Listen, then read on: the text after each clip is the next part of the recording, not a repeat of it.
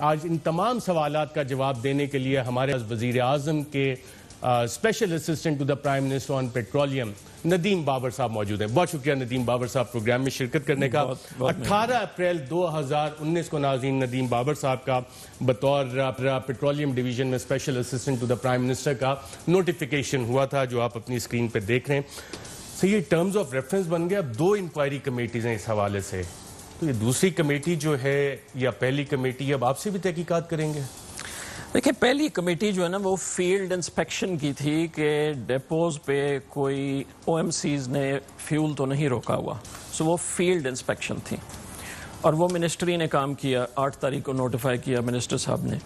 یہ جو present committee ہے یہ پرائم منسٹر کے آفس نے نوٹیفائی کی ہے اور اس میں آپ نے دیکھا ہوگا اس میں پیٹرولیم ڈویژن کا کوئی شامل نہیں ہے. اور اس کا مطلب یہی ہے کہ پوری چیز کو دیکھا جائے پیٹرولیم ڈویژن کی بھی تحقیقات کریں سب دیکھا جائے کہ پروسیس کیا ہوا پچھلے 3 مہینے میں جس وجہ سے یہ شارٹیج پروسیس کیا ہوا. تو پروسیس جب دنیا میں سستا ترین تیل تھا ہم نے کتنے سستے ترین آرڈرز بک کیے؟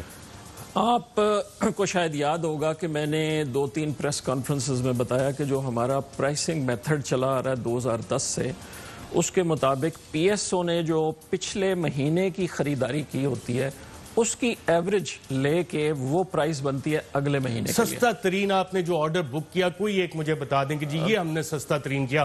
$2 بیرل پہ ہم نے کیا, 3 پہ کیا. میرا خیال ہے پی ایس او, میں پی ایس او نہیں رن کرتا لیکن پی ایس او کا میرا خیال ہے سستا ترین جو تھا وہ $11 یا $12 کے قریب. میری اطلاعات کے مطابق 24 اپریل کو جب $8.6 بیرل تھا وہ بک کیا گیا تھا اور وہ ویسل اس نے آنا تھا 27 اپریل کو جس کی جون میں سیل ہونی تھی.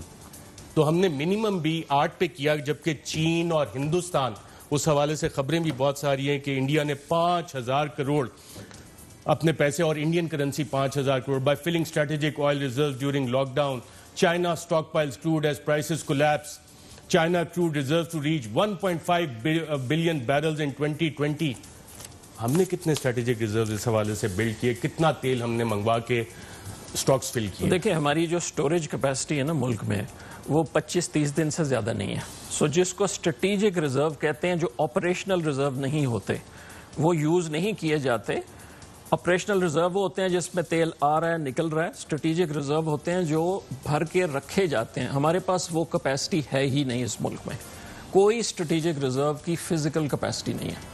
سو اگر آپ سوال پوچھیں کہ جی ہم نے اسٹریٹجک ریزرو خریدے ایٹ دا لو, لیکن آپ نے تو قوم کو بتایا تھا کہ آپ تو کوئی فلوٹنگ ویسلز وغیرہ اس آئیڈیا پہ بھی کام کر رہے تھے اور 20 دن کا سٹاک آپ نے انشور کیا ہوا تھا.